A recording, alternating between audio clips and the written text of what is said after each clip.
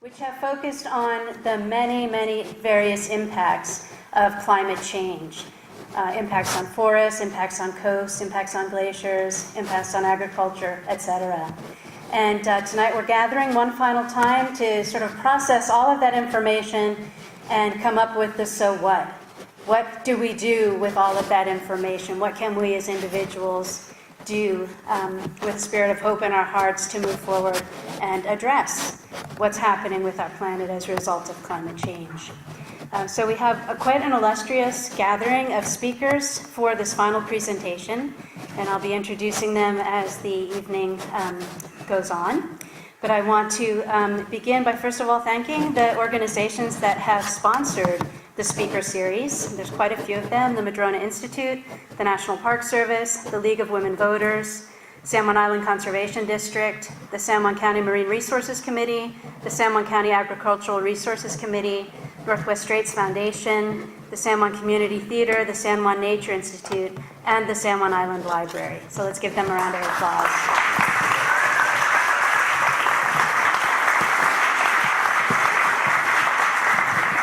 I think it's impressive that so many different organizations saw the high importance of this topic and wanted to be a part of this speaker series.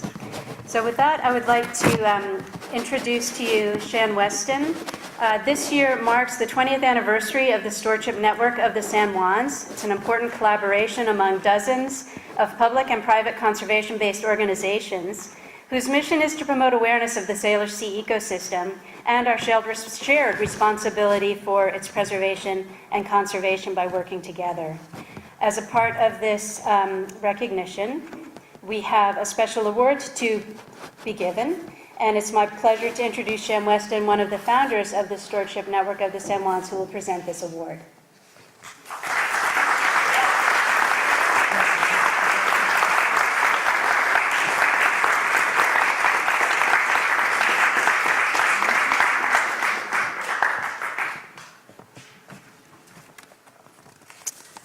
I am honored to be here and to... Thank you. I can't see anything, but I know you're out there. I'm honored to speak about our senator and the advisor to the President's National Ocean Council. I'm here to provide just a little bit of history and give my perspective as Kevin's friend. You might be suspecting something by now, Kevin. Here, I can't see you at all. I want you to imagine that it's 1998. 4 years after its inception, the Stewardship Network has a startup committee and a $33,000 pie grant from the Puget Sound Action Team. We had big goals and a desire to work from a collegial spirit and intent. We wanted to involve every institution that played a part in watershed, water quality, and marine habitat stewardship in San Juan County. No small vision here. 16 years later, the Stewardship Network is still here, and we wanted to honor our first coordinator. But let's go back to 1998 again. I was the Marine Education and Outreach Specialist for the University of Washington Sea Grant Program. I worked alongside Julie Knight, Executive Director of the Islands Oil Spill Association, and Shona Aiken, Education Coordinator for the Wolf Hollow Wildlife Rehabilitation Center. We all had big jobs, and we knew we needed to advertise for an awesome stewardship coordinator to make our vision real. The minute Kevin came into the room for the interview, the feeling in the room was electric. Here was a person who worked with Surfrider, dedicated to the protection and enjoyment of the ocean. They are, quote, surfers, beachgoers, watermen. Surfrider is a grassroots organization engaged with environmental issues that affect our coastlines. Well, I trusted that approach immediately. That was how I was introduced to Kevin, the waterman. This is a person who loves the ocean, one who will not be held back from the sea. You might say this is a person who has seawater in their blood. A waterman recreates on the ocean in the largest sense of the word, recreating their energy, receiving inspiration, meditating, and reflecting on the constant interchange between the sea and land. A waterman is nearly a mythical creature, like the half-seal, half-human Selkie of the Celtic tradition, more amphibian than the rest of us, living in a world more liquid than solid. We're so lucky that Kevin's grandmother, B. Ranker, found her way to Orcas, and that Kevin had the good fortune to be her grandson, so that he grew up in the Church of the Sea. And now Kevin lives with his family on Orcas, when he's not in Olympia or Washington, D.C., on his grandmother's homestead.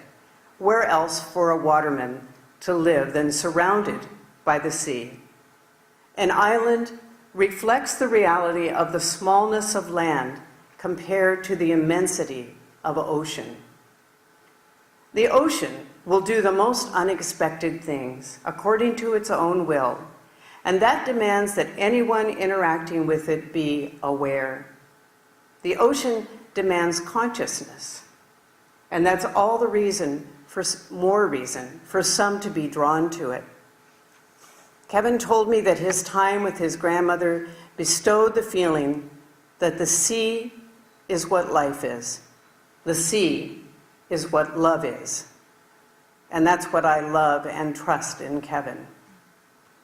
The Stewardship Network went on to hold a historic stewardship fair on Orcas in 1998, and then on to build a resource directory and to undertake many other projects that changed our shared stewardship work from informal associations to formal collaboration. I love that we have a waterman at the table of the President's National Ocean Council and in our state legislature.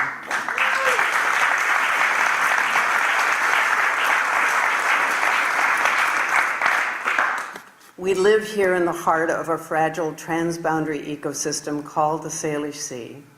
You know I can't stand up here and not say that phrase. But the population growth on both sides of the border is nothing short of astounding. According to the Georgia Basin Puget Sound Indicators Report 2002, in the year 2000, nearly 7 million people were around the Salish Sea, lived around the Salish Sea. We are now on our way to more than 9 million, almost a third higher than 2000, and more than 1.5 times that of 1991. With this kind of human pressure, we need strong warriors, people who know, understand, and love the ocean deeply, and who want to dedicate their lives to its protection. And if that means that a surfer has to go into politics and public policy, we should be grateful.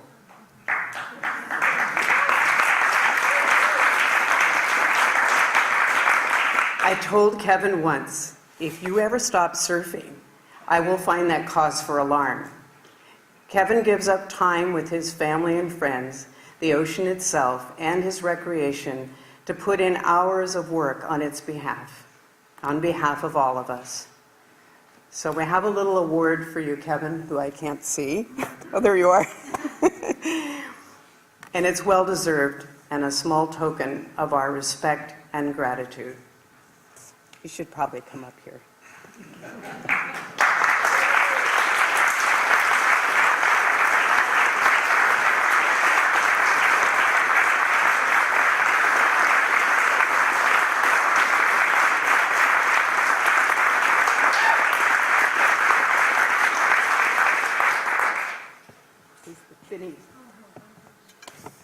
This is the Finney Award.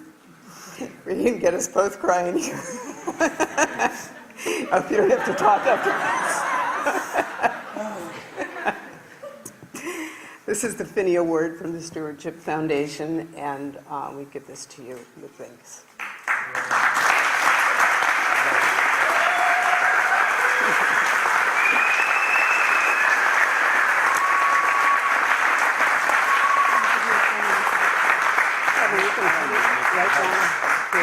It'll be waiting for you.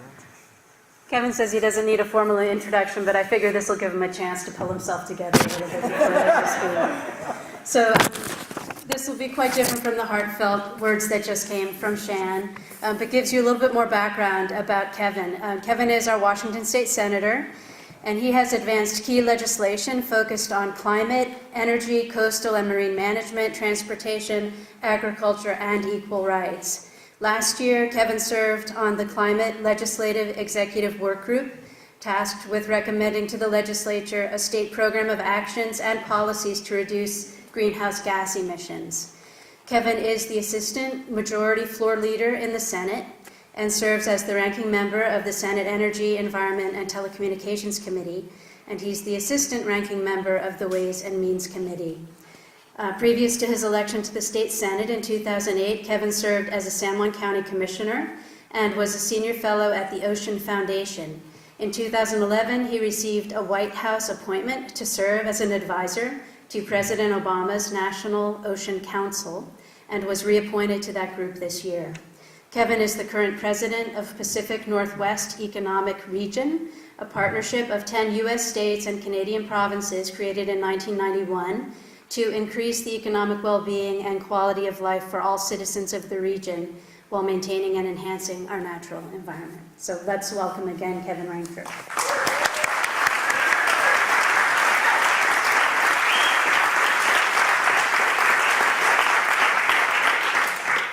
I love you, Shan. Wow. It's funny, I'd written a note to myself when I was thinking through this talk and just being here in Friday Harbor and how many of you are so very special to me. And great. I'm here tonight selfishly. I'm here tonight because you guys are so inspiring. The people on these islands are amazing. We come together and we work together.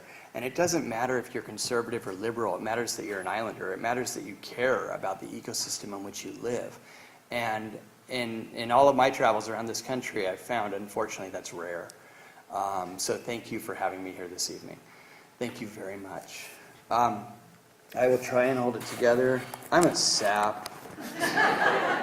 My little girl had her first day of school last Wednesday. She was in preschool, but first grade, and she really wanted to ride the bus, and so we were excited. So my wife and I walked down to the bus stop, and she's all smiles, like all excited, getting on the bus, and my wife and I were a wreck. And all the other parents are looking at us like, whoa, those guys have really had it.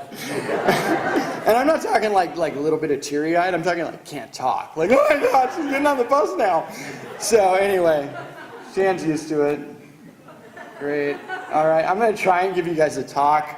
Those of you that know me know that I don't really have an inner voice. So I'm just going to talk about what is the reality with regard to climate change, but I really want to do it from a state perspective and what's going on. If there are folks who want citations for any of the facts that are going to be up here, I didn't want to make these things all wordy, so I have every single fact cited, and I will hand those out to you so that we don't have to argue about the facts, because climate change is real, ladies and gentlemen, and it's really scary. So let's talk about this is so weird. I've got this little tiny like 4-inch thing and I'm supposed to look at this and act like I'm looking at you. Hi, I really care that you're out there, big dark mass. You look at the big thing up here. So anyway, let's talk about the cost of inaction in Washington State. The idea of doing nothing is not an option. And I'll get into the specifics in an economic argument and everything else. But it will be warmer in Washington State. And now some of this, like, last year and this year, summer didn't actually start on July 5th. It started in May, which was wonderful. This is shocking, actually. A friend of mine was just telling me one of the largest tuna fisheries in the United States now is Washington State. not California. The majority of the California tuna fishery is now off of Westport, Washington, and they have been for 2 years. These guys came up here thinking they were going to rent an apartment for a month. They've been here for 2 years. There are some things changing that are unprecedented. And so we will have longer and warmer heat waves associated with these trends. The fire season, I'll get into in a little bit more detail on the next slide. The fire season is getting much more severe and much longer and much more intense. The snowpacks are decreasing by record numbers. The droughts are becoming more severe. The peak flooding events, go talk to Mayor Boudreau in Mount Vernon about how many times the 100-year flood hits Mount Vernon in a decade, or Centralia for that sake. Sea level is rising. We're not seeing as severe of an impact here in Washington State, but you betcha we will.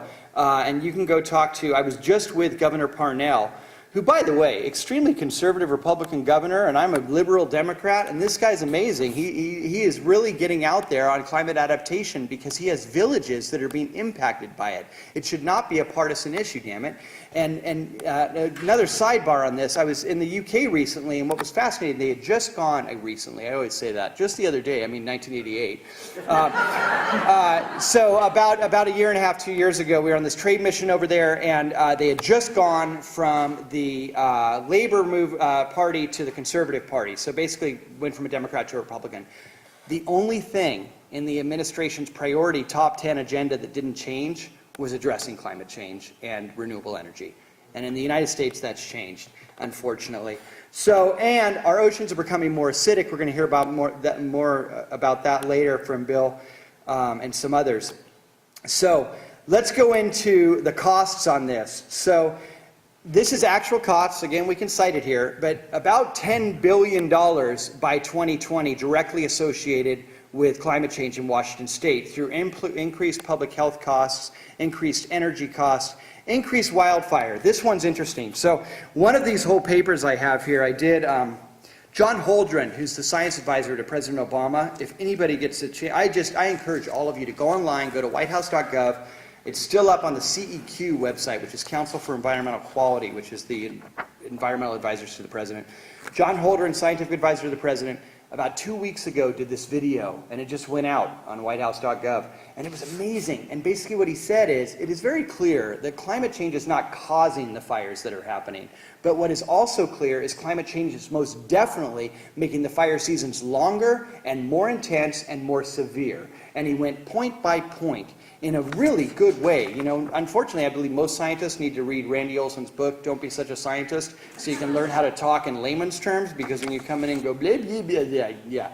So what we need is people to be able to translate that science, and John did it really well. So I took this video, it was powerful, and I was moved by it. So I sent it to the entire legislature, every single House member and every senator in Washington State, and I said, hey, this is powerful. Check this out. What we need to do today is do everything in our power to take care of the families and the individuals and the communities that are being impacted today. But at the same time, we've got a plan for tomorrow, and that means addressing climate change. So a House member who will remain nameless wrote me back and CC'd the entire legislature and said, thank you, Senator Ranker, for your Obama testimony. Now will you please give me some facts that prove that there's a linkage between increased fire season and the fires in Washington State. So I did. So, and I CC'd the entire legislature back. So this is a citation of the first, 30 or so that I found, some of them very specific just to Washington State. There's about another 70. So if anybody cares to get this from me, there's some out on the table out there as well. But it's really interesting to look at some of the data coming down with this. So, cost in Washington State. In 1998, which is the first year that we started recording, so I'm number 2 on the budget now in Washington State, so I have to deal with numbers, which is really amusing. In 1998 was the first year that we started looking at an average of how much we were spending on fire costs. The 1998 cost was $4.2 million.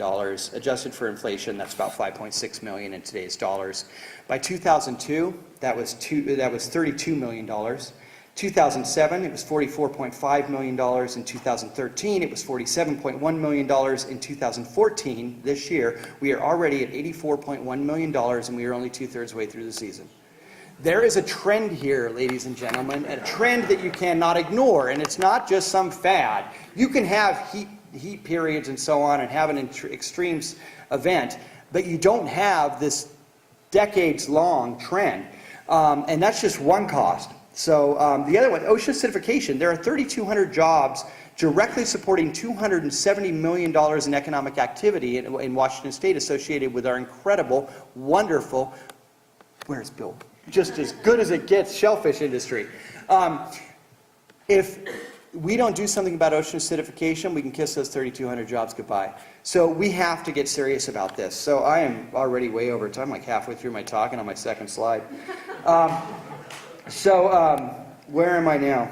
Statewide carbon emission limits. Oh yeah, so in 2008, Washington State, out front of most states, we looked at the Kyoto protocols and we said, you know what, there's something there and we should do something about it. So the legislature in 2008 passed some limits, and we said that we will set targets. So in 2020, we will be back at our 1990 levels, which is about 88 million metric tons of carbon being released in Washington State. By 2035, we will be 25% below 1990, and so on.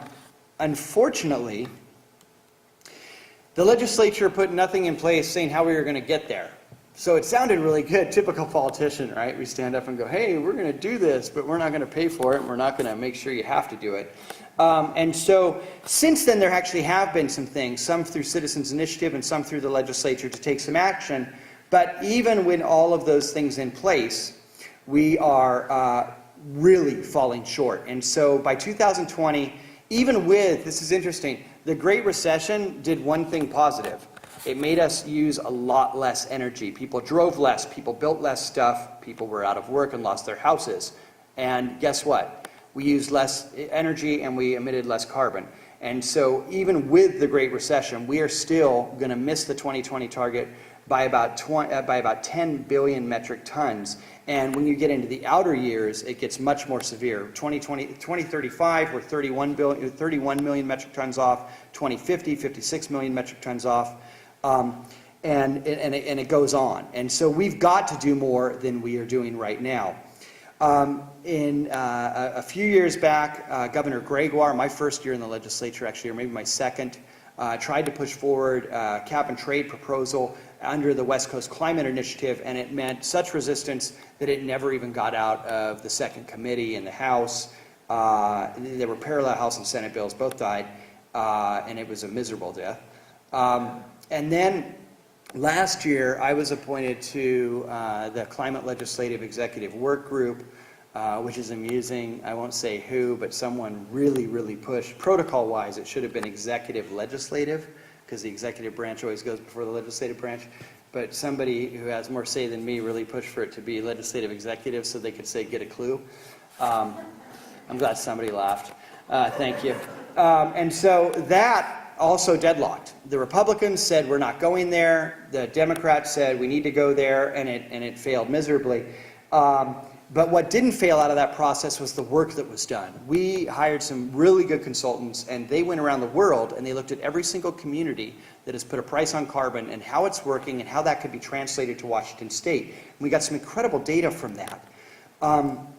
So this year, on the heels of the CLUE process coming to a close and the Republicans and Democrats going different ways, Governor Inslee introduced an executive order, which is, in my opinion, extremely exciting. It's looking at a few different things. One is low-carbon fuels. And to the chagrin of some in Washington State, the attorneys are very, very clear. The governor actually has executive privilege here. We do not need a vote of the legislature to put in a low-carbon fuels program in Washington State. There are some people challenging this, and bummer, you can spend some money in court and lose. But the reality is that we've gone through with the Attorney General and we've done our legal briefing and so on, and we know that the governor has this authority.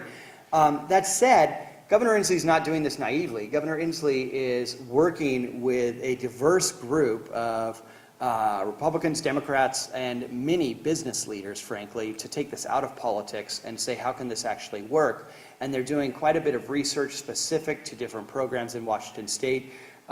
There's new numbers starting to come down. You know, some of the folks mainly opposed to low-carbon fuels being introduced here are saying that it's going to cost you $1 or $2 at the pump. The latest data shows maybe 3 cents. And that's over a 10-year period, and the cost in gas is projected to go up close to $1 in that same period of time. So 3 cents, we don't believe, will ruin folks economically. The other things, though, are coal by wire is being addressed. So that's a concept where Washington State only has one coal-fired power plant left in Centralia. And we're closing that down. Actually, we're transitioning that to a natural gas plant. It's the game plan there. But we still receive, depending on the day and how much hydro is flowing, anywhere from 25 to 45% of our energy coming from coal plants, mainly in Montana. And so the term coal by wire is that we in Washington State are actually using power that is coal power from Montana. And so we accept the carbon impact of that because we're the ones using it. So the governor and many of us have been working very closely with the industry to try and get us off of coal by wire. How do we wean off of that? And it's not easy. Some of these companies are really good. Puget Sound Energy has a decent amount of their portfolio in coal, and guess what? They're also one of the leaders working with me and working with the governor on trying to do the right thing. They're also in binding contracts in Montana that you can break them and pay to leave or pay to get the power, but you're going to pay kind of thing. So this has to be done in a realistic manner, and I think all of us have to be thoughtful about that and not throw stones, but figure out how do we do this in a way that makes economic sense for the companies that we're talking to, so that we can be the model for the country on how to do this, how to wean off of coal. Another thing we're looking at is either a cap and trade program or a carbon tax program. And the governor's created this climate emissions task force, which is made up of these business leaders and other real thought leaders on these subjects coming together for several months now. They just had a meeting yesterday that I was able to attend in Seattle, and they're getting close to being able to make recommendations to us. And those recommendations then will come to the legislature in 2015 where they need to. It is also very clear while the governor has executive authority to do a low carbon fuels program, he does not have executive authority to do a cap and market program of some sort in Washington State. So that will have to take a legislative vote. So we have to educate my colleagues, and we have to get it right. And I can't be the messenger as a liberal Democrat, and somebody else can't be the messenger. What we need is some of our business leads, and we need everybody in this room to wake up and get engaged, because it's going to be a monumental battle. But this year in the legislature, there will be, and I will be sponsoring legislation, most likely introduced or brought over from the governor, to begin to move these things. And I think it's time, and I think it's absolutely necessary. So one of the benefits here is that either a carbon tax or a cap and trade program can raise some significant money. Now, I mentioned I'm number 2 on the budget. My entire focus for, not entire, I'm still paying attention to wonderful things and trying to have some time in the water. I said out in the room, there's a direct correlation between being a senator and surfing, and it's not positive. Anyway, rough estimates, about $1 billion a year. So in the budget discussions for the last several months, my entire focus is how am I going to find a minimum of $2.5 billion for K through 12 education, which is court mandated, and we are going to have to come up with it. So in January, I need $2.5 billion. Put that in perspective. In the last 6 years, in the last 6 years in Washington State, we have cut $9.7 billion from a $39 billion budget. That's actual cuts. We did about $6 billion again in shell games. Actual cuts, $9.7 billion. Where did those cuts hit? University of Washington, we, 6 years ago, were 70% of their portfolio. The state was 70% of their portfolio. This year, we're 30%. Where did those cuts hit? They hit in quadrupling of tuition, eliminating programs, telling kids you're going to be a 6-year student instead of a 4-year student, and on and on and on. We can't continue to do this, and that says nothing to what we've done to our social safety net, our mental health programs, and other programs that are really, really important to our communities. So, on top of all those cuts, the economy's coming back, we're looking better, but I sure don't have $2.5 billion. So when I look at something like this, I'm looking here, you guys are looking there. When I look at something like this, I see an opportunity here, not just to do the right thing by climate, but to do the right thing by raising some serious money. So how could they be spent? I kind of just went through this. McCleary, which is the court case. The other thing, another option though, is you look at British Columbia, where in British Columbia, they did a carbon tax that was revenue neutral. And so We don't have a similar tax structure to them because we have the most progressive tax structure in the United States. But what we do have is something called a B&O tax, and anybody who has a small business knows that this is a horrible tax which makes no sense and really impacts smaller businesses the worst. There's a way to maybe make some of this pay back. So companies who are doing it right, you get a break in your B&O tax, or maybe you don't have a B&O tax. There's some other options other than just generating the revenue for our schools, although I would argue that education is a pretty important priority. So this next year, as I said, is the year when we're going to have to do this. We have really one chance to get this right. And the reason this year is so very important is there are actions going on around us in Oregon and in California and in British Columbia that basically set it up so that we can be at the table or on the menu. But some of these decisions are being made on a regional level, and I believe Washington State can get out in front and do it in the way that makes most sense for us and do it in a way that is most exciting for our communities. So I will end with this, which was this incredible, the first time, the reason I have the names crossed out. So the last time I heard this said it was Governor Jay Inslee, but I was there when he heard it, because he and I both heard it from Mayor Mike McGinn, the previous mayor of Seattle. So he stole it from him. And then I started researching it, and I realized that McGinn stole it from Al Gore. And then I went back a little further, and I found a similar reference from Dennis Hayes. And because Dennis Hayes is frankly a guru who we should all just love and adore, I want to attribute it to Dennis Hayes.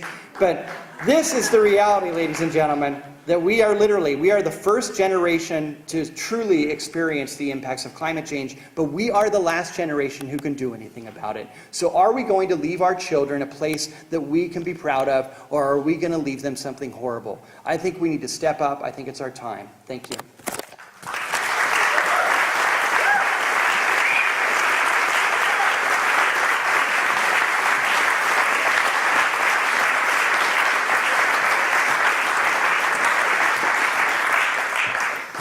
That was a lot of content. My head is spinning. Thank you so much.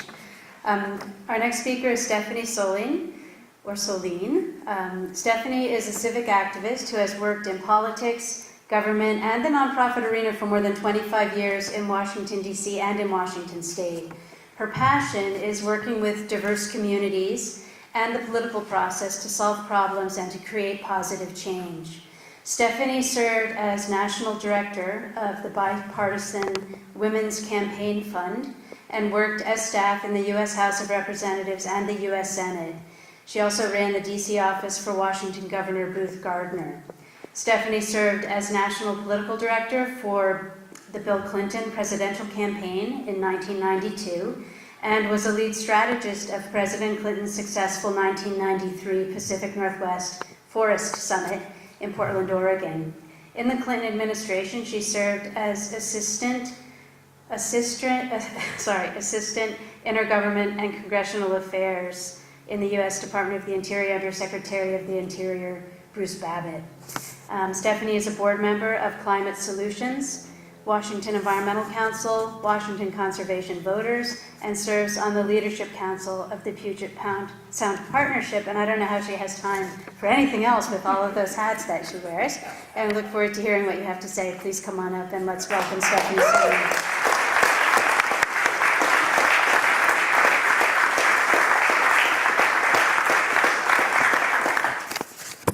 Wow, well, I don't know how I have been able to do it all either, but a big part of it is I'm very passionate about making this world a better place. You have to give me a second here so I can get into my slideshow presentation.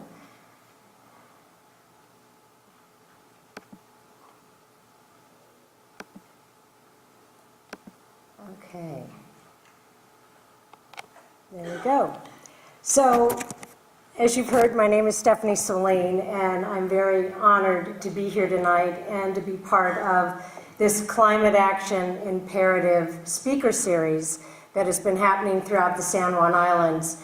I have a home on Orcas Island. My husband and I have been there for 25 years. I will admit we do go back and forth to Seattle a bit, but the islands are our home, and I have been so impressed especially since I've joined the Puget Sound Partnership Leadership Council, with the people and the activists and the leaders that I am meeting in the San Juan Islands, and the kind of work you are doing, not only to protect Puget Sound, but to really educate our citizenry about what's going on in the world around climate.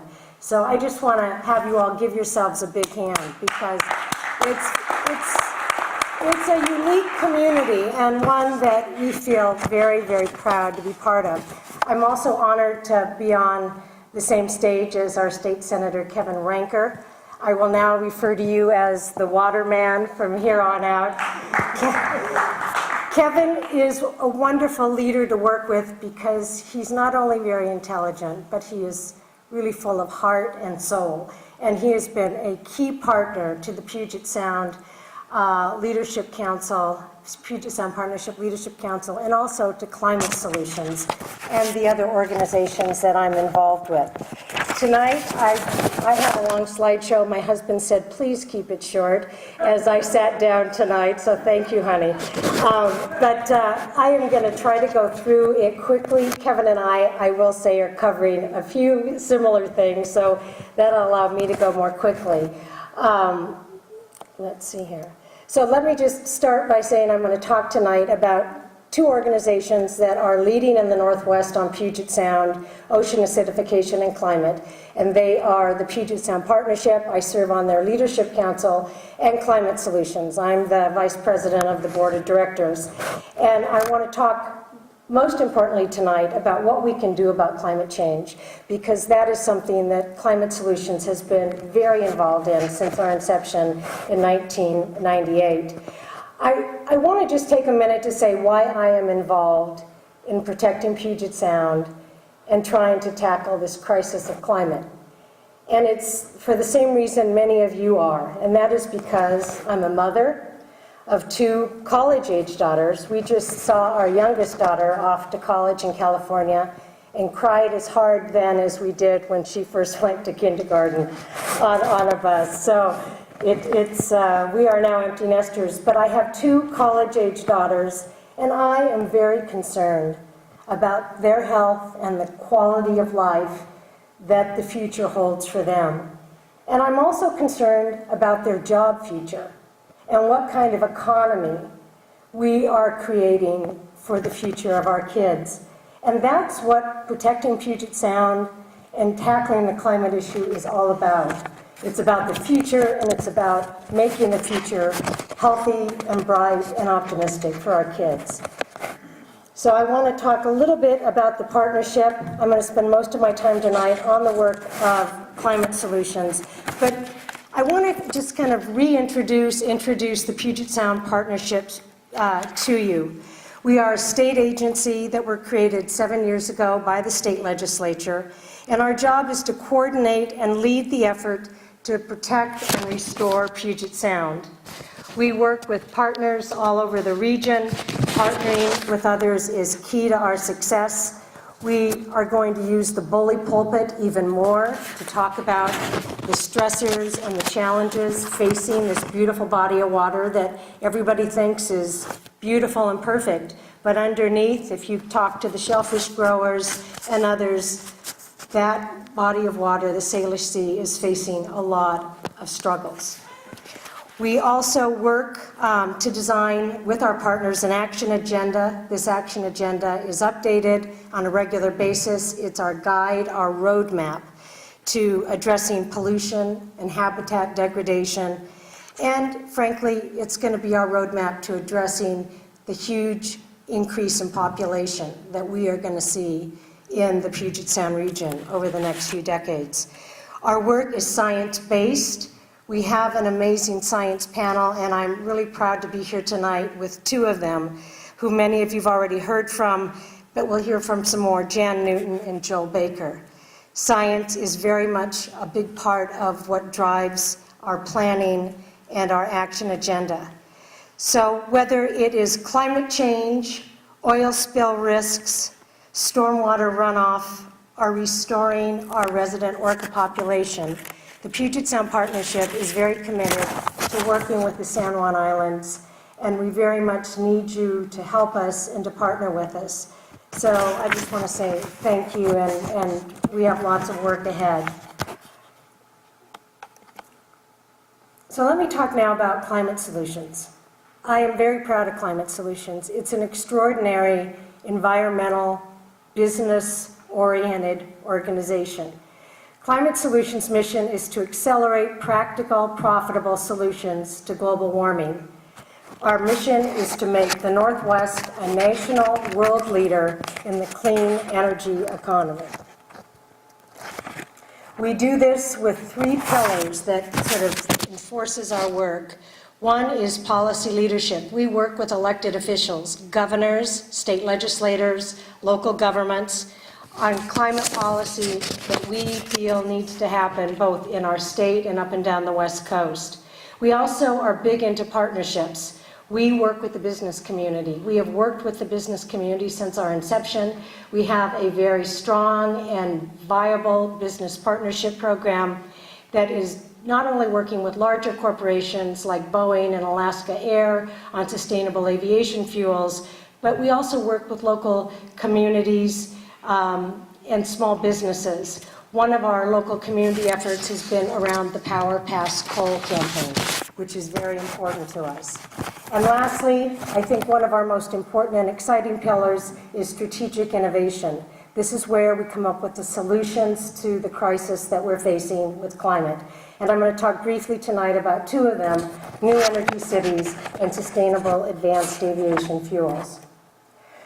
Climate is here. Climate change is here. As Kevin said, it's very real. And there seems like every week there is a new study coming out with more dire kind of facts. It's a little overwhelming. But I'm going to share just 2 of those studies with you tonight because they were just out this week. One is the World Meteorological Organization, part of the UN, has just come out saying that our CO2 has significantly increased just between 2012 and 2013. This is the largest CO2 increase in the last 30 years. So as much as everyone's trying to work on lowering our carbon footprint, at least between 2012 and 2013, it didn't succeed. Also, a regional study has just come out by several scientists, but some from the University of Idaho and Oregon State, that shows locally our climate since 1901 has increased regionally by 1.3 degrees. This affects snowpack, which affects skiers, people who love snow, it affects salmon, and it affects our water supply. Already in our own region, we're seeing the impacts of climate change. They're very real, and they very much impact families and businesses. Chehalis in 2007, as Kevin referred to, had a huge 100-year flood. The problem is these floods are not every 100 years anymore, and they are having devastating impacts with their frequency. Also, in addition to extreme weather, we are also seeing fire. This quote, I think, is powerful. You won't find climate change skeptics on the fire lines in the American West anymore. And that's quoted from a fire chief with the Bureau of Land Management. Not your liberal kind of organization, a caring organization, but one that very much is all about protecting land in the West. So we've seen that in eastern Washington, and it's been devastating, both last summer and this summer. My sister's ranch in Eniac was surrounded by flames. This summer, fortunately, they had enough of a green belt to protect their home and their outbuildings. Photos and trying to draw pictures for people to see what the impacts are in terms of climate change are really important. And this is a photograph that shows an image of projects a 3-meter rise in sea level in Seattle by 2030, if nothing's done. And if you'll note where downtown is and where the Duwamish area is, it's pretty significant. I mean, it can happen here. It's not just happening elsewhere in the world. We've heard today from shellfish growers and marine managers on the impact that ocean acidification is having on our $250 million a year shellfish industry. And this is a quote, I don't know if it just came from the governor as well, but it's very apropos in that the quote is, "We used to have the canary in the coal mine, now we have the oysters in the ocean." And I want to thank all the shellfish growers that were here today talking with people about what they're facing and what we can do to work with them to make it better. Okay, so let's talk about what we can do. We know climate change is here and it's having devastating impacts in terms of extreme weather and hurting our local economies. So one of the things we can start doing is stop making it worse. And one of the ways to stop making it worse is to not have huge coal exporting facilities up and down our west coast. The proposed coal export facilities in the Northwest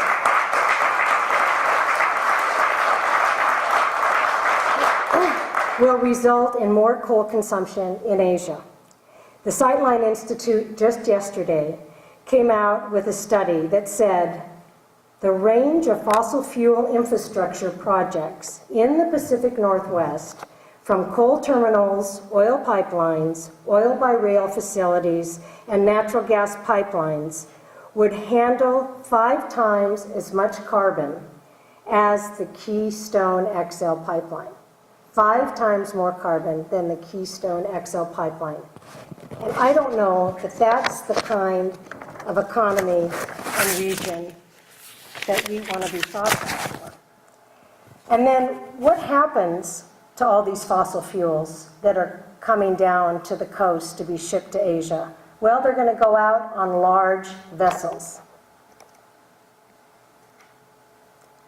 This infographic is from the Friends of the San Juans. It's got lots of information, but I think the most important things to point out is that we are going to see a significant increase in large, massive ships. A single spill could devastate the Sailor Sea. And that increased ship traffic means more underwater noise, which impacts the orca. It means a threat of an oil spill accident, and it means more interference with wildlife.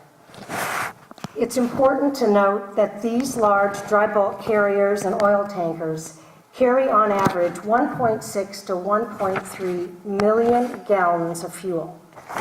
So if there is an accident and we are not prepared, we face devastating consequences right in our own shores. So we need to figure out how to transition. We do not want to lock in to an infrastructure that is based on a fossil fuel economy. The International Energy Agency says we have about 5 years to transition from fossil fuel dominated infrastructure to cleaner energy infrastructure. This is a break or make issue. Energy infrastructure decisions are being made now that could be with us for the next 20 or 30 years. So what do? We need to get serious about greenhouse gas reduction. 2 programs that Climate Solutions is working on that are really having a huge impact and are very innovative. One is our new Energy Cities program that catalyzes models of city-led carbon reduction and clean energy innovation. Cities are responsible for 70% of our global greenhouse gas emissions, so they're a really good area to focus on. King County is a shining example, and we have over a dozen small cities in King County working with us to lower their carbon imprint. And it's everything from building energy more energy efficiently, addressing transportation with clean fuels, reducing single occupancy vehicles, saying no to coal and coming up with clean power supply sources. These are the things that are going to happen that will make a difference in our cities. Also, I want to talk about the Sustainable Advanced Fuels Program. This is an effort to accelerate low-carbon alternatives to petroleum fuels in the Northwest. Transportation emissions usually are 40 to 50% of total carbon emissions in cities. So we want to put a clean fuel standard in place in Washington and Oregon, as Kevin talked about. We want to build viable advanced fuel market in the Northwest for marine, aviation, and other fleets. And we want to support international efforts to build sustainable advanced fuel supply chains. We have been working with the countries of Brazil and Singapore on just this, the Climate Solutions staff. So it doesn't just mean Seattle is working to lower its carbon imprint in King County. We are working with cities across this region that I just want to quickly call out. Jackson Hole, Wyoming, Boise, Idaho, Beaverton, Oregon, the city of Wenatchee, Spokane, Sun Valley, Idaho. They're not all just in King County. These are mid-sized cities that are really working hard to come up with a game plan to lower their carbon footprint. So, as Kevin said, what we need to do is pass climate policies. And one of the things happening now that we also talked about earlier was the Pacific Coast leadership. This is extremely exciting. This is the governors of Washington, Oregon, and California, along with British Columbia, that have come together to sign a pact to address climate and energy challenges together. We represent these three states and British Columbia, the 5th largest economy in the world. We can create models in our region on the West Coast that will be a roadmap for places elsewhere in the world. So the West Coast strategy, the key element, quite frankly, is leadership. We've got that in the two governors, Inslee and Kitzhaber. But the other key elements to the West Coast strategy is a clean fuel standard for transportation, cap and trade, carbon across economies, cap and trade or pricing carbon across economies, and coal to clean energy, moving from coal to clean energy. We can't do it alone. We need people, citizenry, we need the business community. And as I said, Climate Solutions has a track record of working with the business community. And we are in the process of forming a group which is Business Leaders for Climate Action. The goal is to tackle climate change. Tackling climate change is one of Washington's greatest economic opportunities of the 21st century. I just want to say that again. Tackling climate change is one of Washington's greatest economic opportunities of the 21st century. Not just because it's the right thing to do, and it is the right thing to do, but it's a job creator. And the clean energy economy, despite what critics say, is alive and well. The cost of solar is coming down, the cost of wind energy is coming down. It's here, it's real, and we have a lot of businesses that understand what climate means for the future, and they want to get on board. Lastly, I can't stop my remarks without talking about the importance of engagement and what we as individuals can do. I just wanted to put up this photograph about the climate march that's happening on September 21st in New York. We're really hoping that the hundreds of thousands of people that go to New York in a few weeks are going to be part of a tipping point of a new movement. We have seen successful social change movements in this country, everything from the civil rights movement to the nuclear disarmament movement to Earth Day. And we think that the time has come. Various things are happening around the world that are really starting to wake people up. And one of the ways to really help wake people up, especially people feeling overwhelmed and don't know what to do, is to show them thousands and thousands of other people who do give a damn and want to get out and send a message to our leaders to say, do something. This is important. So we all need to engage. We can't be bystanders. We need to help and encourage, but also demand that our elected officials lead. We need more leaders like Kevin Rankin. Thanks. So I'm going to end with this quote too, which I had to laugh when I saw Kevin put it up there. It's that is, we are the first generation to feel the sting of climate change, and we are the last generation who can do something about it. But I also want to end up with our new our new motto at Climate Solutions, and we took it from FDR. And if FDR America could tackle the Great Depression and World War II, we certainly can tackle the challenges we face around the world on climate. So I want to leave you tonight with this saying, we can, we will, we must. So I want to thank you very much and really appreciate the opportunity to be here tonight.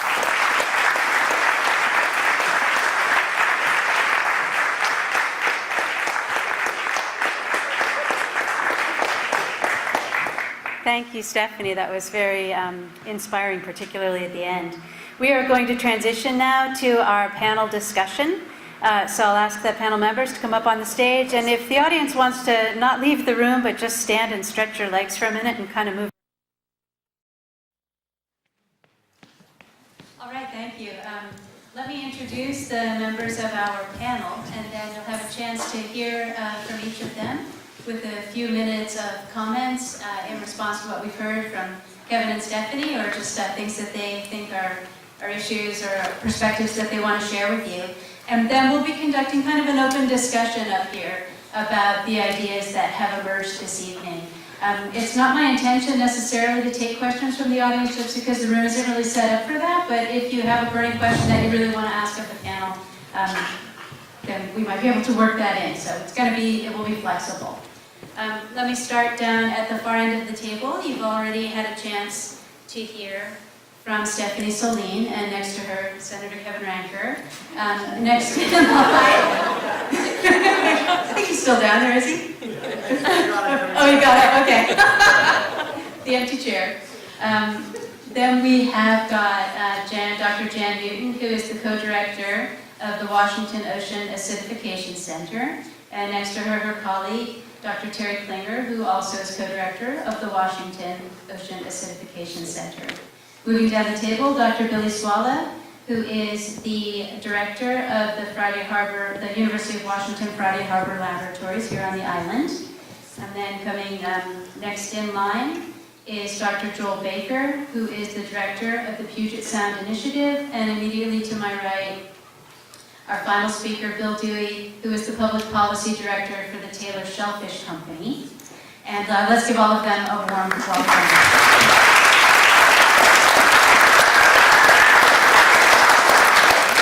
So not to put you on the spot, Jan, but I think I'm going to have you go ahead and lead off with your comments. Oh darn, I thought you were going to start at the other end. Cost me $5. Well, it's really a pleasure to be here tonight. Thank you. Friday Harbor is kind of my home away from home. I've been teaching over at the Friday Harbor Lab since 1991, and I can't tell you how many plays I've attended here, and I can't believe I'm on the stage right now. So going first is a little difficult, but I guess what I will say is that I was really inspired by both Kevin and Stephanie's talks about the potential for making some headway on this, but I'm going to remain in my science mode because that's who I am. I'm a scientist. I can definitely say that the root cause of ocean acidification is CO2, and until we do something about that, we're going to be dealing with some severe consequences.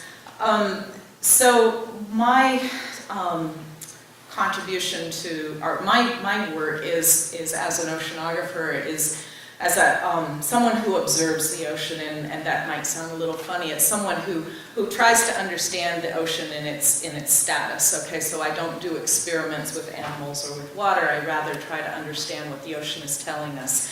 And so my fascination came from a kid growing up on the shores of Puget Sound and coming to the San Juans and just being fascinated by that, but really wanting to understand what made it tick. And so one of the things that I've become involved with is observing systems which allow us to gain insights on how the ocean is working. And so I've studied a lot of the Pacific Northwest waters, and I will have to say that since 2008, my life hasn't been the same, because that was the year that I invited Dr. Dick Feely to come along one of our cruises in Greater Puget Sound, and he and his crew measured ocean acidification variables. That led to a paper about the status in Puget Sound, and that's really been my entrance into this field. I knew Pacific Northwest waters very well, but I'm not a carbon chemist, and so it's really been an honor to work with these folks to to understand the situation from a scientific viewpoint and as someone who's really trying to understand how is our ocean responding. And one of the things I say is that OA is a global issue, but it plays out very locally. And you'll hear from Bill Dewey there at the end about how it's affecting something very real and economic, as well as we know the ecological role that's going there. So this has been a real awakening for me, and I was really inspired by Governor Gregoire when she took such an active stance, and somebody said, well, what can the little old state of Washington do? And she just looked at them and said, lead. And Washington has, and I think one of the real, another huge honor in my life is the creation of the Washington OA Center and being the first co-directors with Terrie Klinger to really implement what that Blue Ribbon panel put forth in terms of what were recommendations. And we're implementing the science recommendations, and that's to really look at Washington's species response, but also the waters, and to work with the shellfish industry. So my shtick is really about people gaining access to the data so that you can make informed decisions, whether you're the governor, whether you're a shellfish industry person, whether you're a teacher, or whether you're just someone who wants to enjoy the water. And so that's, I think, a really important message, that we can develop these observing systems to better inform ourselves on many levels. I'm really glad that the Washington OA Center is involved with that, and I hope to be continuing on as new technologies come on board that make that more accessible to you all. But the biggest message that I have to share with each and every one of you is be the ambassadors for the oceans in terms of understanding the science. If you're of that ilk, getting involved in the policies, but being able to understand this, because it really takes each and every one of us understanding what these issues are. So, thank you. I want to say I'm really pleased to be here and among my colleagues and up in the front, and thank you all for coming and listening. I want to echo Jan's comment, and I think it's a comment that was also made by Senator Ranker, that Washington is really leading right now. And there's great, we can feel a lot of pride in that. We also have a great responsibility not to fail. If we fail at what we have set out to do, there could, it could have negative repercussions in other places, in other states. So I think that we should take real pride in what we're doing, and I think we need to have a real sense of responsibility about where we're headed. We can make a difference. I'm an ecologist. I study marine ecosystems. I spent a long time at the labs, and I still am lucky enough to have an office there, though I spend a lot of time on the Seattle campus. We've heard an economic perspective tonight, and we've heard more of a social perspective. I think I'd like to just offer the tiniest ecological perspective on this era of really rapid environmental change in which we live. It's not just temperature that's changing, it's not just the amount of carbon in the ocean, it's also the amount of oxygen in the ocean, which tends to be declining. It's the amount of nitrogen in the ocean, which tends to be increasing. It's storminess, it's sea level rise, as you know. It's a host of factors, it's marine diseases. These factors are all combining in ways that we don't fully understand to create what some of my colleagues call an ocean without analog. That means that the ocean that exists in our near future has never before existed on Earth. That's a frightening place to be as a scientist, because we can't look backwards and say, oh, what happened then? What happened 100 years ago or 1,000 years ago? Because there isn't a good analog.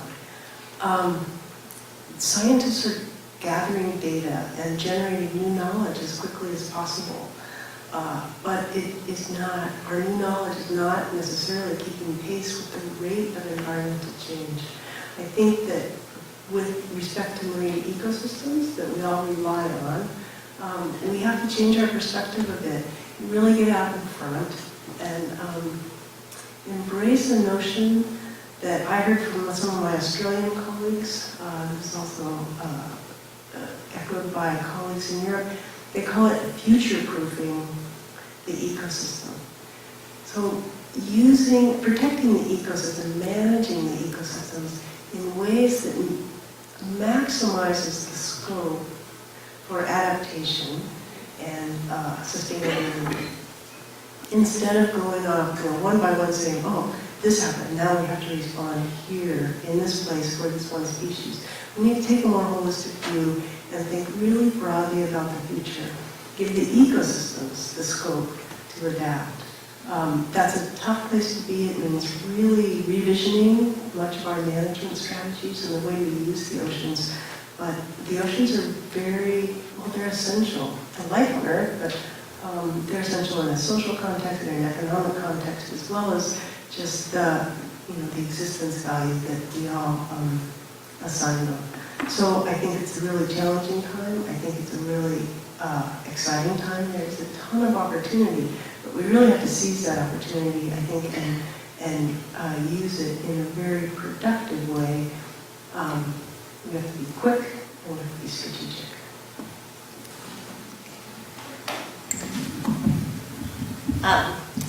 I just started as a director of Friday Harbor Labs on July 3rd, so I'm new at the position, but I'm very excited to be here. I've actually been working at the labs for 15 years. I came here in 1999 and have worked here every year since then. What I'm mostly excited about and interested in is diversity. I'm really happy to be here again with all these colleagues because one of the things that concerns me with climate change is what's going to happen to our diversity. One of the projects that I'm involved with is actually cataloging all of the different species of animals in the ocean, marine animals. And it turns out of the count that we have on a website called WORMS, World Register of Marine Species, there's 750,000 that are cataloged, and we don't even know how many more there are. There's at least, by people's estimates, at least 1.5 million, but we have really no idea. And so what concerns me with climate change is we're losing diversity as we're cataloging diversity. And you might say, why do I care? Why does diversity matter? It matters for a number of reasons. At the labs, what we're really interested in is marine research and education and outreach, taking that marine research and education and changing policies the way people do because of that.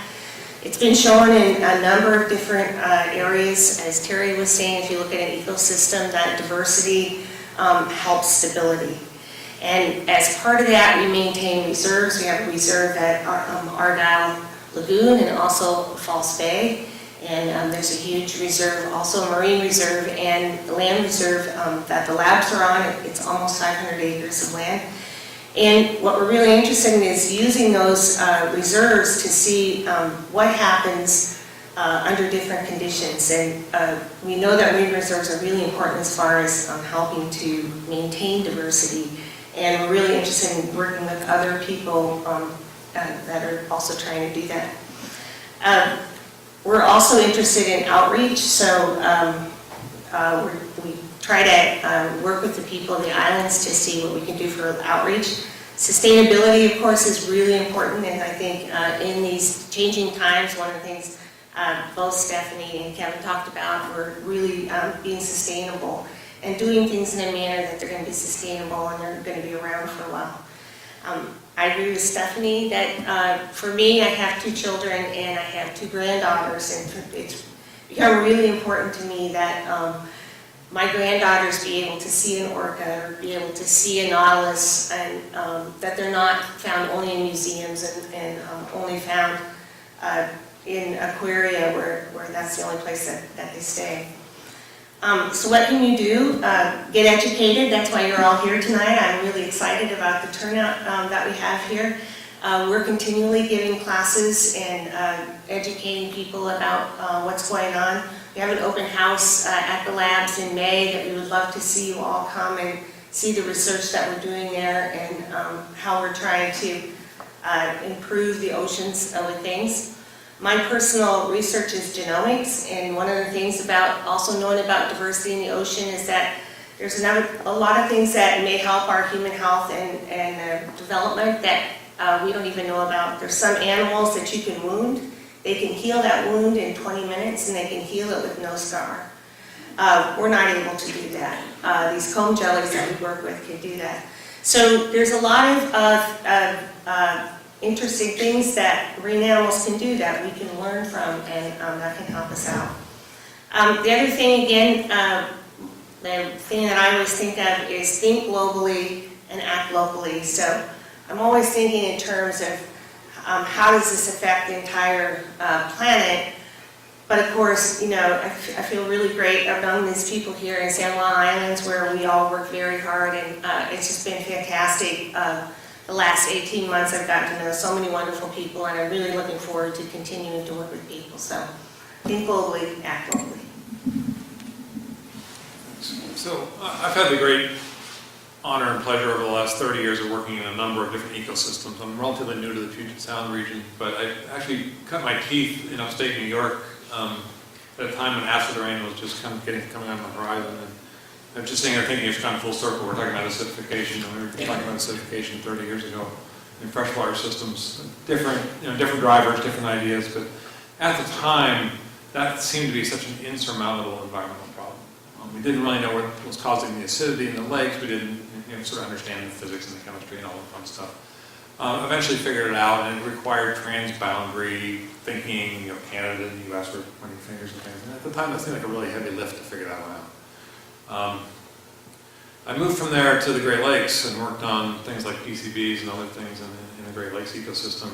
And that seemed, in some ways, was really an intriguing scientific issue and an important public health issue, but it wasn't that hard of a solution. The solution was stop making PCBs. So it was a pretty straightforward regulatory approach. That one didn't seem that hard. It took a long time, and we're still fighting PCBs around many places, but it was a fairly straightforward cause and effect and solution. And then moved into the Chesapeake, where population growth was just the overwhelming driver of everything that was going on in the Chesapeake, and no one realized it at the time, or no one wanted to talk about it at the time. The landscape was changing, the watershed was changing, but everyone was focused on the water quality as if that was somehow magically disconnected from what went on in the watershed. So that was a harder thing to work through, and they're still working through that problem. I find climate change to be incomprehensible to me relative to these other problems. The other problems, I can draw a line from cause and effect. We can sort of figure out who the bad guys are and what to do about it. Climate change is all of us, and it's not all of us, it's all of us on the world. And it's just unbelievably complicated to think about this as a problem. So I don't want to end on a pessimistic note, but this is, I really like what Terrie said. This climate change the Earth is changing faster than we can understand the change. I haven't seen another environmental issue where I feel like the science isn't keeping up with the rate of change that we're seeing in the environment. It's a pretty alarming thing. It's a weird time, and it's a weird time in the sense that we live in an age of incredible capacity to generate data and to process information. And we all have these things in our pockets that are unbelievably sophisticated computers, and they talk to each other and all that kind of stuff. And yet we're lousy at pulling together all the information about Puget Sound, translating the data into information into knowledge, and hopefully even knowledge into wisdom about what to do about the Puget Sound ecosystem. That requires a lot of us working together. And if we, at the Puget Sound Institute, we spend a lot of time trying to gather together the data that exists and working with colleagues in this room and at this table to do that. We need to figure this out. And it's an incredible scientific challenge to get our hands around what's causing climate change. And we sort of generally understand the physics of it, but we don't understand a lot of the rest of it. But it's really a political and a social science problem that someone trained as an engineer, I know nothing about. But enough to know that we really do need to engage a broad community of people in order to even begin to attack this problem. I think the senator and the others have a right. Washington State is in the lead. It's a great opportunity. It's a great obligation for us to continue that. But I just want to leave you with this is really a daunting challenge for all of us, and we'll be at this for a very long time. I was really pessimistic. Sorry. Well, I'd like to share that, like Senator Ranker, I'm a waterman. I'm not a surfer, but a waterman of a different sort. Besides doing policy work for tailors and the shellfish industry, I also have a shellfish farm of my own in Sandwich Bay. And it's a special place for me. That's kind of where I go for my therapy when I don't make a lot of progress on policy issues. I go out and dig clams and look like I got something done. But it's, like I say, I share that just so that, you know, I have a personal dog in the fight. It's actually a place that is very special. My wife and I got married here 12 years ago out on our clam farms. So something I look forward to passing on to my children. So as an industry, our company, Taylor's, has had a hatchery since 1989 and successfully produced billions of oyster larvae there for about 15 years, and then around 2005, we started to have problems. Not that we hadn't had problems in the past, but they were more consistent, and we were having failures with our oyster larvae on a repeated basis. At the same time, another major hatchery on the Oregon coast was experiencing the same problems. A lot of focus on early on a marine bacteria that was prevalent at the time that definitely would kill the oyster larvae. So a lot of money invested to build filters to get that bacteria out of the water, only to find out that the oyster larvae were still dying. And it was about that time that Dick Feely from NOAA, one of our premier scientists on this ocean acidification issue, was the keynote speaker at our Shellfish Growers Conference, and delivered a very sobering message that what was more than likely killing our oyster larvae was this ocean acidification caused by CO2 emissions. So it's a different problem than climate change that we've heard so much about tonight, but caused by the same pollutant, is that CO2 is absorbed by the ocean, changes the seawater chemistry, and importantly for us, it reduces the availability of carbonate ions that are the building blocks for our shellfish to build their shells. And what was probably most sobering about Dick's message was that the seawater that was upwelling off our coast right now and causing these problems was 30 to 50 years old. The last time it was at the ocean surface and absorbing CO2 was 30 to 50 years ago, and it's been circulating through the depths of the Pacific Ocean and just now arriving at our shores with these upwelling events. So even if we can convince the world to stop emitting CO2 today, it's going to get worse for us for the next 30 to 50 years. And so our fate is, for my generation, our fate is sealed.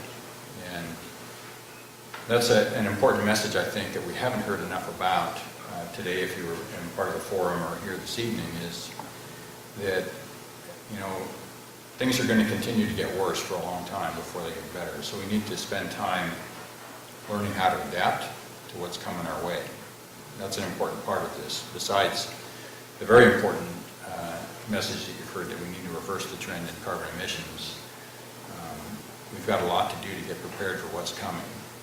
And it's, I guess on an optimistic note, we've had some great success with that.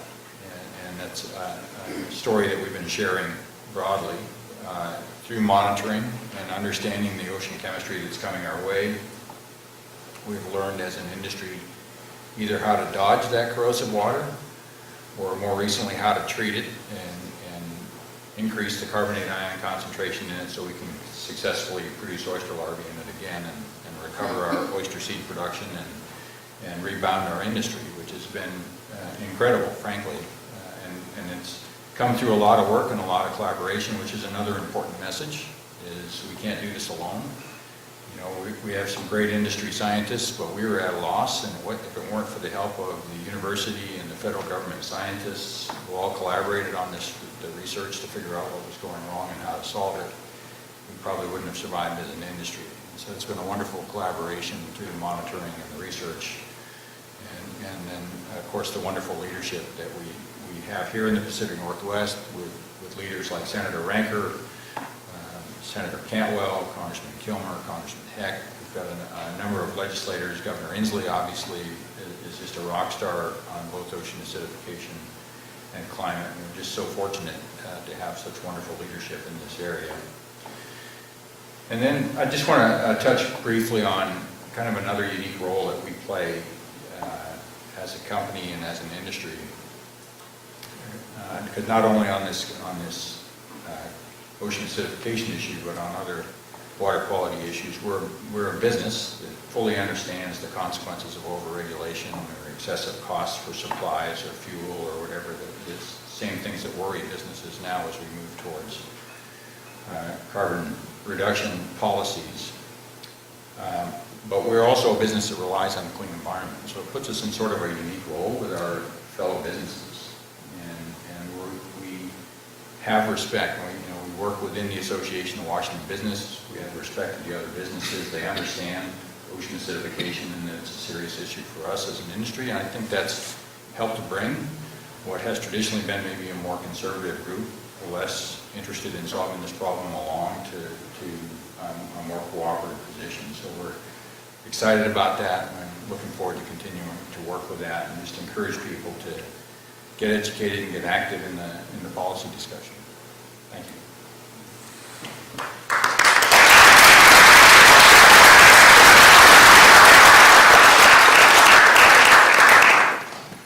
So many people at the table, if not everyone, has had experience communicating about climate change with constituents, with the general public, with students.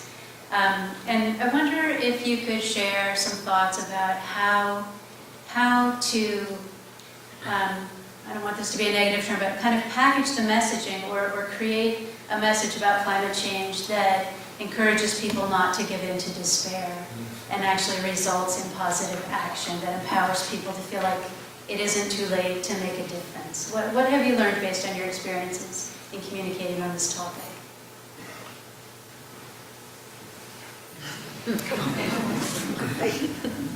Maybe I'll start by saying that I and several others here have really the great fortune to work with really smart and dedicated students, and the graduate students that I work with, across the university, they don't need communication necessarily from us. They get it. And I think they're, if they are a source of hope, and in this whole, I guess I'll call it a struggle or this challenge, the graduate students understand, and I think actually students younger than they do understand. They don't need quite the convincing that many other people do. Go ahead. Yeah, I was just going to agree with Terrie, and also to say that certainly at the University of Washington, sustainability is a very important concept right now. And Peter Raven came a few years ago and said to our department, are you sustainable? If you're not, why not? Why don't you work on it? And again, some graduate students got very excited about that and really pushed the University of Washington to start composting, to recycle almost everything. There's a farm, a UW farm, where the students actually farm and make and grow food and have pizza and stuff like that. There's a surprising number of students that don't know how to grow their own food, and they really enjoy doing it. So I think that's where the hope comes, is it always comes from the youth, where they're excited about stuff and they're ready to solve something and they've got the energy and ready to do it. Yeah, I was just going to say that it is often very challenging to give lectures on ocean acidification or climate change and to make people feel happy. I mean, I think, Joel, you hit it on the nose, and Bill, I'm glad you brought up the fact that people call it a carbon hangover, that because of the storage of the oceans, of the CO2 signal, that we will continue to experience for 30, 50 years more what we're doing today. So that is very challenging, but I think I mean, one of the things, I was at the Secretary Kerry, our ocean conference, and one of the points that Secretary Kerry made is that the three topics they were addressing, ocean acidification, marine debris, and overfishing, those all are because of human activity. So we can make a difference. The daunting thing is that it's going to take the globe making the difference. But I guess I always try to end on that, the fact that there can be innovations. And so, Stephanie, your talk was inspiring, thinking about alternatives to carbon-based fuels, and that, you know, there are graduate students out there with great ideas, and I just think that civilization has overcome many horrible things, and I think this one is a really daunting one, but to just get depressed and quit isn't going to help us at all. So I think we do need to arm ourselves with information. We do need to keep educating the next generation, but also the existing ones. And we have to be able to communicate that this is a food security issue. This is a national security issue. And when we think about the money that we put forth on some of these other budgets, and the money that we're putting forth on looking for these kinds of solutions, that always frustrates me. So I really believe solutions are out there. It's not going to be all nice and pretty. There will be consequences, but I do believe that we can make a difference. Well, it's interesting because just today I received an email, another one from Sightline. I don't know how many know Sightline, but it's a kind of think tank based in Seattle that does a lot of work on sustainability and energy research. But anyway, their communications director just sent out kind of how we should be talking about climate. And I'll be honest, I was on my way here, hiking up the hill, and I didn't have a chance to read it, but the gist of it is, and I am going to go back because it is one of our greatest struggles, but the gist of it is, one, we have to talk about these issues where people live, why it matters to them, their communities, and their families. We need to use language that isn't so high and lofty. And instead of talking, one of the things I did read, instead of talking about climate change and global warming, talk about pollution. Pollution is something people understand, they know it hurts them and it's bad for them. So it's talking about health impacts, talking about economic impacts that are affecting communities around shellfish or just pollution in general and how it is not good for tourism. But in addition to being able to talk about it in terms that people can relate to, we do need to show what we can do about it. And I think that's one of the things, it's kind of my goal in Climate Solutions goals, and really the whole environmental movement's goals, is to figure out how we can help paint that pathway to say, yes, we have these problems, they're going to be with us for the next 30, 40, 50 years, but there's a lot of work going on now, both in terms of resilience, how we started dealing and living with climate, but really more importantly, we cannot give up on how we can tackle and create a new energy economy and the jobs and the opportunities that are there. So we need more work on it, but I think we need to take these messages really to where people live and use language that they can really connect with. I have 3 points that will get progressively happier. So I will start by saying sometimes it's not happy and sometimes it's not optimistic, period. Sometimes it's the right thing to do and you have to do it, and it's a hell of a fight. And I want to give an example of that. Bill Ruckelshaus, who's right up there with Dennis Hayes for me, is just an amazing, wonderful individual. Said something, and he was actually up here talking to some property rights folks. And he and I set up this meeting to sit down and talk to them, and we were talking about, what you can and can't do on your property and how does it impact your neighbor. And all of a sudden, Bill is not a liberal, progressive guy, all right? This is the guy who was appointed by Nixon and Reagan to be EPA director. He's hiding now. But anyway, he said something. He said, when I was born, there was only 3 billion people on this planet. And we just passed 7 billion people in my lifetime. He said, in my lifetime, we've more than doubled the population of the planet. He said, and he looked at these people and he said, you can't continue to do the same thing the same way and expect the same result because there's more of us. And so whether that's putting too many wells in the same aquifer on San Juan Island, or whether that's too many people producing more greenhouse gas emissions, we don't get to do it the same way. And Bill, to your point, we better adapt because guess what? It's not going to be the same. My daughter's going to experience the San Juan Islands differently than I've experienced them, and I just need to understand that. So sometimes it's not happy. Now let me tell you what is happy. First of all, I think it's extremely important, and I say this to students when I work with them in Olympia a lot. You've got to celebrate the small victories. We have got to recognize the small victories and celebrate the hell out of them because they don't come along often enough. And it's really important to make sure we surround ourselves with happiness and love whenever we can. I'm sorry if I'm getting corny, but I truly believe that. The second thing, though, is how about celebrating a really, really big victory? We have an opportunity, as Stephanie pointed out.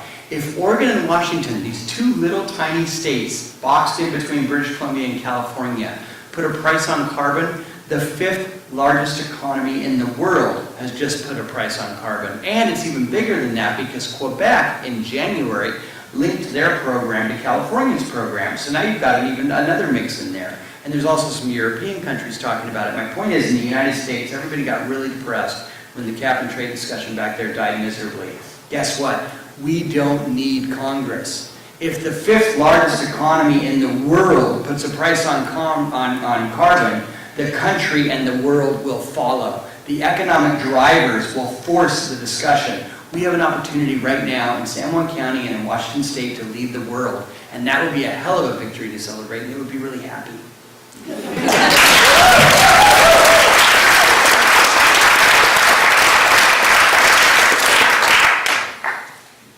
Here's another future-oriented question. If we were looking back, let's say from a time span of 20 years from now, and we could look at one thing that had fundamentally changed in the state of Washington, and even more specifically in the San Juan Islands related to climate change, what would that single most important change in people's behaviors or in public policy be?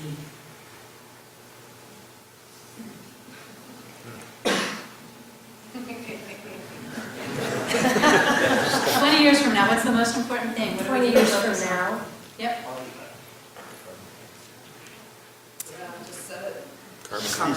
Carbon tax? I'm hearing carbon tax from the audience. I hope that doesn't take 20 years. I'd like to see San Juan County lead by example. I would like to see San Juan County have a average for their vehicle emissions for their entire public fleet of 50 miles to the gallon. I would like to see all buildings that are built, and not just San Juan County, but Washington State leading. I want our vehicle fleet to have a certain miles per gallon that's appropriate. I want a zero emissions vehicle fleet. I want all public buildings to be energy efficient and meet certain certifications. And because if we can't do it as a government, how in the hell are we going to tell people to follow us?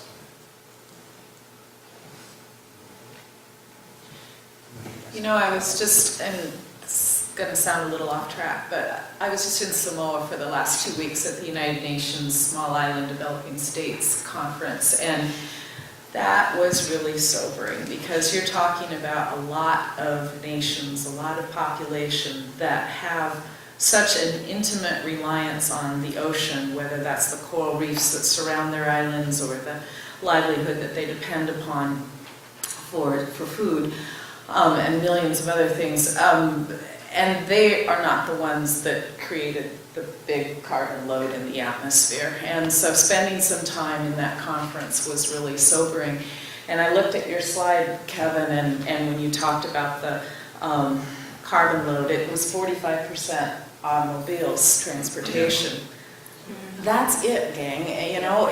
That's really where the rubber meets the road. I'm so sorry. I got here in a car, so I'm not trying to preach or anything like that, but that if we could make some progress on that, that's the one thing that 20 years from now, I would love to be able to see back. I don't know if that's possible in 20 years, but I sure hope so. Because just think of all of the world that's depending on this, and looking in the eyes of the islanders and realizing, you know, like they're saying, well, shouldn't polluters pay? And just realizing the magnitude of this issue is really large. And your island people too. I guess one of the things that I agree with all that's been said. I mean, the electric car, energy efficiency is something that we have as a huge opportunity that we're not really focused on, alternative fuels. And for us to succeed in creating a really clean economy in 20 years, what it takes is not only commitment by individuals and leadership, but it takes money and research and R&D. And I think that has been, when you look at the amount of money that has gone into both subsidizing, but also investing in the fossil fuel industry to expand, and we're seeing it in the United States right now with natural gas and fracking. I mean, there's a lot of energy research that goes into keeping this fossil fuel industry alive. But we can transition, and we have to transition, but it's going to take resources and R&D. So I guess I'm convinced we can start turning things around within the next decade if we really put our shoulder to this effort and really make it a national and global priority. One of the things I just want to quickly share, because I didn't even know about it, and I'm going to not pronounce it correctly, but there was a really interesting forum that took place in Seattle last week, and it's called the BOAO Forum, B-O-A-O, and it's the kind of Asian equivalent of the Davos conference, bringing together leaders from business, academia, politics, to try to really grapple with big world problems. Well, that conference took place in Seattle. There was a lot of work that went into getting it here, and there were some interesting people that went. And the topic was, how do we deal with climate warming? And the people that went were Bill Gates, Hank Paulson, who is now part of Risky Business, but had been with the Bush administration, and Nathan Myhrvold, who's one of the big innovators in Seattle. And as well as, and this is really important, a huge delegation of Chinese government, political, and business leaders, because it was an Asian kind of forum to talk about problems. So again, I was encouraged, and I want to kind of try to keep this as much on a positive, that we're finally getting to the hearts and minds of some of the key leaders, key validators that can really make a difference. In China, you know, I maybe am Pollyannish about this, but if you look at what's happening there now, their pollution is at the point where they can't continue the way they're going. And they are as concerned about coming up with a clean energy solution as really anybody. It's in their interest. And I guess from a competitive standpoint, I want China to do all it can to work in this arena. But for us as a country to sit back and just say, hey, we're not going to make these investments, we're not going to do anything, and let other countries in the world do it, that really hurts our economic and competitive edge. So I'm encouraged that there are world leaders looking at this, but we as a nation need to do more in investing in our new clean energy economy. So almost to the end of our time, the way I'd like to wrap this up is to have each of our speakers in 10 words or less, your parting message for this audience on climate change. I'll give you 10 seconds to think. It's like 1 second per word. And whoever feels ready can start first. Although we could be here all night, so if that doesn't work out. Well, a lot of great points have been made, and I'll just say my one word that I think is really important, is that adaptation word. Took my word. I would say that we just have to speak the truth about climate change. Be realistic about it. Be honest with the population about what's happening, what's going to happen, but try to be as optimistic as possible. So my 10 words are: climate change happens, but we can do something about it. And my sentiments are similar. I think it's within our power to make positive change. I had it and then I forgot it. I know. It's be informed, and then the second thing is work together. You know, divisiveness doesn't get us anywhere. Work together. I have no idea.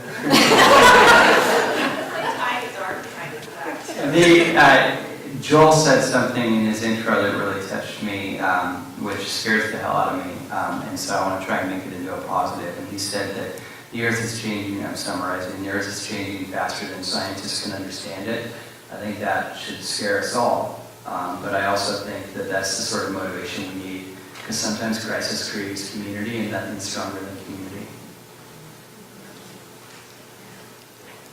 I guess all I can say is this country and this world has faced very difficult challenges, and through collaboration, creativity, and ingenuity, we've been able to tackle them. And while this is a big one and it is complicated, I really believe that we can make great strides. So I want to just end by saying we can, we will, we must.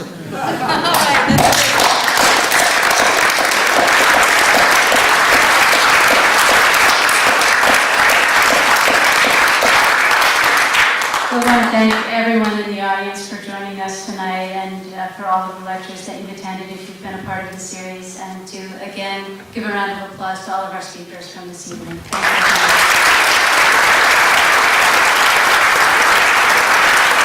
We're going to close out the program with just a few final words from Linda Leishall. In the dark. Is this my turn? There we go. So I'm honored and inspired by all of you. This was just an incredible night, and really very motivated by what all of you had to say. So thank you very much. Addressing climate change can be an overwhelming proposition. Much work needs to be done. The way I look at it is we all need to do what we can. It's a global problem, but change can happen right here in San Juan County. I'd like to ask you all to look at the two inserts inside your program. One is a bookmark. On the back of it, it says 5 things you can do. Sign up for Opalco's member-owned renewable energy program. Invest in a community solar project. Support clean energy sources and safe shipping. Drive less, walk more, or shop and eat locally. That's the bookmark. The other is a bright orange piece of paper that talks about community solar. And before I explain that, I want to tell you about some local actions occurring here in San Juan County and how you can help. Opalco, our local electricity cooperative, wants to reduce electricity load on the grid and keep electricity costs lower. And they want to address climate change by reducing our county's carbon footprint. The San Juan Islands Conservation District signed an agreement with Opalco earlier this year to increase energy efficiency, reduce energy use, and promote renewable energy. We are seeking to do this through a collaborative partnership with county government, the town of Friday Harbor, the ports, schools, businesses, nonprofits, local entrepreneurs, and the community at large. This last spring, a collective collaborative group called Islands Energy brought you the well-attended and popular energy fairs on Lopez, Orcas, and San Juan Islands, and we're in the process of planning our energy fairs again for next year. Recently, we progressed into the quarterfinalist round for the Georgetown University Energy Prize. This is a national competition with a $5 million purse. We are one of 52 competitors across the nation. This is a unique competition in that the process of competing has multiple benefits. We hope we win, but even if we don't win the grand prize, we will achieve success in reducing energy use and increasing renewable energy generation. As part of the 2-year competition, we are currently developing a county-wide energy plan that we will begin to implement January 1st of next year. This will include many strategies, one of which is reaching out to and engaging our youth. Youth have a lot of power. We saw this with the recycling movement. A lot of kids heard about it at school or through advertising. They embraced the idea and they brought it home. And most importantly, they carried it on. Next year, we'll launch the Cool School Challenge where students will learn how to save energy at school and at home. We are engaging our youth in the energy movement. We will also see the culmination of a very exciting project we are currently working on, which is our Community Solar for Our Schools program. This is where you come in. This is a great project with multiple benefits. Many of you have heard about it, and some of you have participated. Tonight, I'm asking all of you to participate. This is a way for you to contribute to your community and address climate change. This project will reduce the school's electricity costs and provide renewable energy curriculum and science kits to all students in our schools. So back to the orange piece of paper in your program. Please read this, fill it out, and hand it in. We have baskets at the back. You can drop it on your way out. You have two choices on this. One is to sign up and support Community Solar for Our Schools, and the other is to find out more information. If you check the sign-up box, we will send you all the information you need. You will select the level at which you want to participate. It only costs $100 to enter this program. You can participate at a much higher level if you choose to, but even $100 really helps if everybody contributes. The important thing to know here is that you get your money back. This isn't a donation. You can receive this money back. We have cash incentives that we're providing on an annual basis, and much of this was generated by the Washington State Legislature through their production incentive program. So this money is it's an investment in our schools, but it's something that it's an investment in our community, but you also get a return on this. We will continue to keep you informed as we progress with our energy work. We want you to be engaged. So please consider signing up for Community Solar, fill out your cards, hand them in the back. Thank you for coming tonight, and thank you for your interest in addressing climate change.